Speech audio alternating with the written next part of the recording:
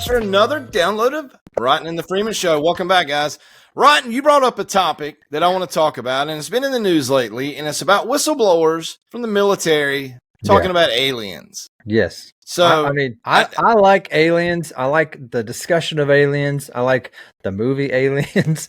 There's not much about aliens that I don't like, and I've had some personal experiences too. So I'm always going to be about it. Whenever stuff like this comes out in the news, I kind of know that it's a buzzword, to maybe a distraction to get us looking at that instead of something else. But it is very interesting. Yeah, I like all the conspiracy theory. I know my mother, she graduated from Titusville High in 1969. So she saw the Neil Armstrong moonshot. A lot of people claim that we didn't go to the moon. Yeah. I know the rocket did go off. My mother was standing there. But I'm into astronomy. I've seen some things that, I've seen things before whenever I've been out with my Celestron scope to where I've told Freeman Mom, it's like, I just feel dumb telling you this, but I'm going to tell you, I just saw some weird stuff. Yeah. And, and now you got this whistleblower coming out. Area 51's always been a myth, kind of a conspiracy of housing aliens in a spacecraft. And you got now government officials coming out on the floor of Congress talking about it. The universe is big. Light travels at 186,000 miles per second. It's like 17 times around the Earth per second. Yeah. So, one, two, that's 186,000 miles. So you think of light traveling that far in 1 second times 1 year times a million light years. How big the universe is. It's just crazy. But to think that there is technology out there and other beings that are smart enough to reach us, and we can barely reach our moon. I mean, we have satellites that go out, but manned missions of smart things like that. Aliens doesn't mean that it's bad things. But I have a question: if they ever came out and said there are aliens, we have an alien. There's definitely, even though there almost has to be aliens out there, would that change religion? Would that change the outlook on life? What would it change in the world to know that there's other life out there that's smart enough to reach us, but we can barely reach our moon with manned missions? I mean, it's something to think about. Like I said, it doesn't mean that they have to be bad. Definitely. It's definitely something to think about. I know that we've discovered more things on the moon than we have in our own ocean. You've heard that before. So the exploration is there, and it's kind of silly for me to be too arrogant and say that we're the only people out there. And as a Christian, I know that there is other worlds out there. It talks about other worlds, and it talks about other gods, and it talks about this other life that we have and what happens before and after we die. There's as many stars in the heavens as there are grains of sand on the earth, and that's a lot of stars, dude. So if you think about, each star has a solar system around it. Okay. And so all of those solar systems might have a place for inhabitable life. So it's kind of, I don't know. I don't want to be proud enough and say that we're the only people out there. Because I mean, come on, it's kind of big. But I like where things are going in the conversation, especially on media. Media is going to be the force that makes it unbelievable. They're going to be the ones that will push in that you need to pay attention to what we found. And just like David Grush, he's the one that came out from the Congress and said, yes, we do have non-human biologics, which means, alien life that they've recovered from crashed craft.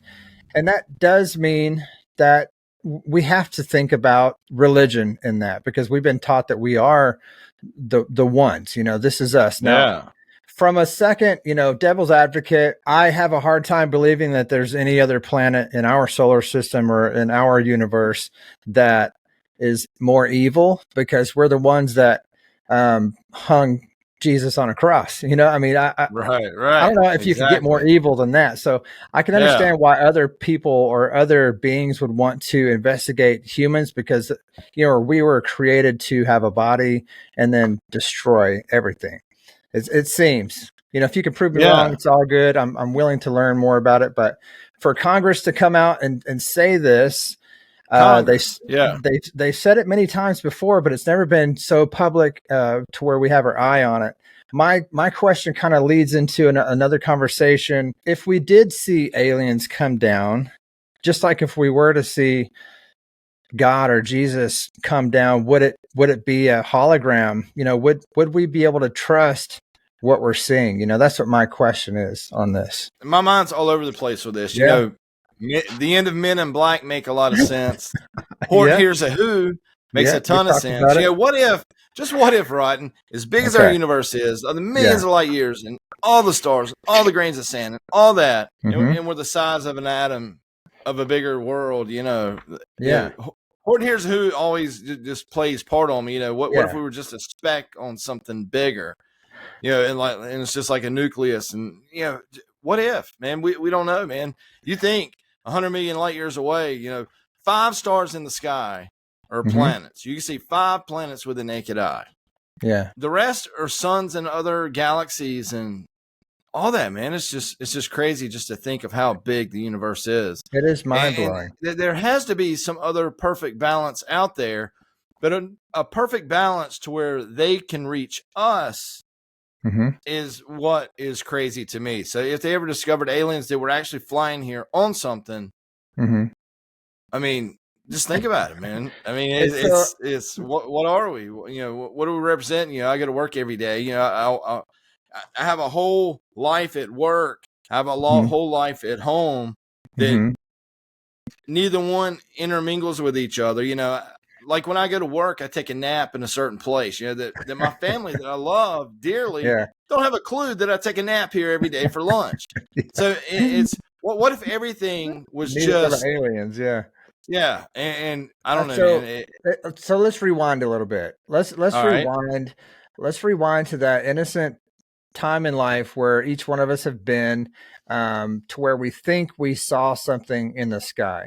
So I've had 3 or 4 of those instances to where, like one time, I saw something. I was talking on the phone with my buddy, and I saw 3 orange orbs come right in the sky. Boom! It was nighttime, but I saw them, and it's not something that I made up.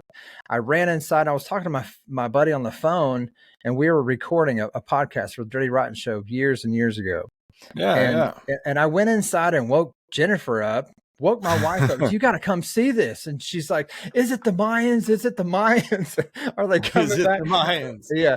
Because, I love conspiracy, and I'm not really so much a conspiracy theorist, but I love the entertainment of conspiracy because it's just so engulfing, to think about what all the human beings, they have a different perspective on everything.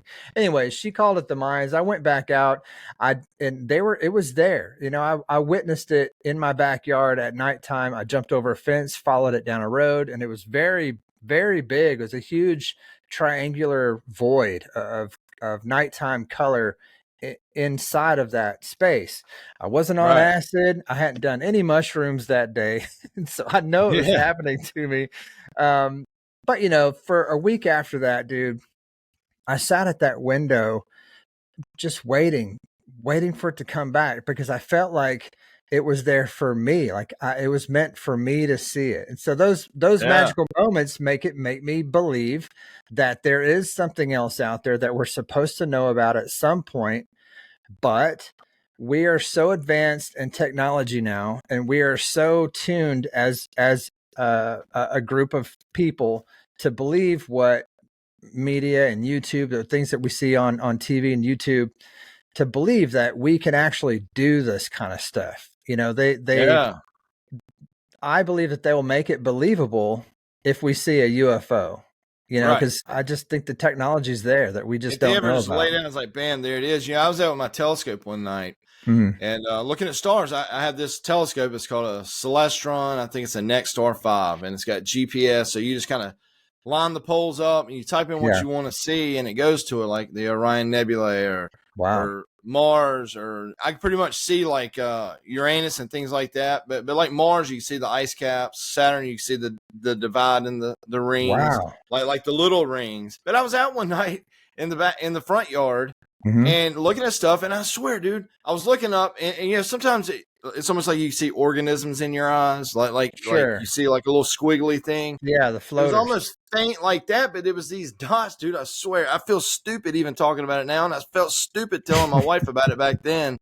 And I don't ever talk about it. But I saw something that was just weird, and it was like these dots that were coming together in a perfect circle, and they would go out, and then they would all come back together, and I was like, could it be geese? Could it be this? But I saw it do it like 10 times, and I went in and I told Freeman Mommy, I was like, I just feel dumb telling you this, but I just saw something. I mean, I'm right. I don't know how to say it, but I just saw something in the sky. Yeah. And it was a very moment. Very magical, weird moment. But I saw something, dude, and I feel stupid even saying it now. But this was before we had kids, and my oldest is going to turn 21. But yeah, I'm not trying to tag myself to saying, "Oh yeah, I saw something, man." I feel. I'll say it again. I feel stupid saying it, but I saw something that night that I don't know what it was. I think you should be proud and honored to say something like that. And who cares? What does it matter either way if you did or if you didn't? And what does it matter either way if people believe you or if they don't? Now, if you were a pilot for NASA or something like that, it might come into play. They might come sit you down and say, okay, let's talk about this a little bit. But the thing that is so weird for me is that people are so opinionated on it. It's just like, well, what do you care if I saw something or not? It doesn't matter because it happened to me. And so I'm happy that it happened to me. I've seen some stuff that people straight up wouldn't believe, but still happened. Yeah.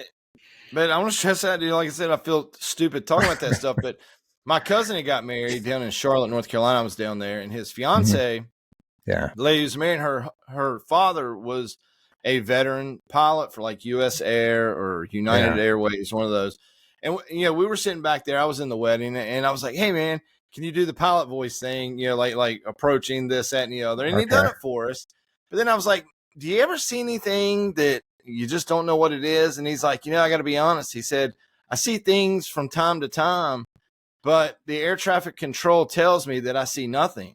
So, is that something, some of these things we see, is it something that's governmental? Is it special aircraft? But him being a pilot up in the air, and they tell him, no, sir, you see nothing.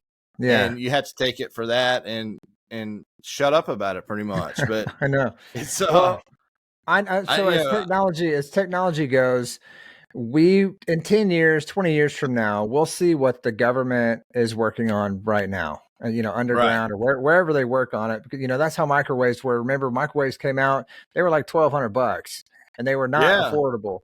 I was $600 VCRs. Oh my god! I was at Costco today, and I saw an awesome giant microwave, and it was $200.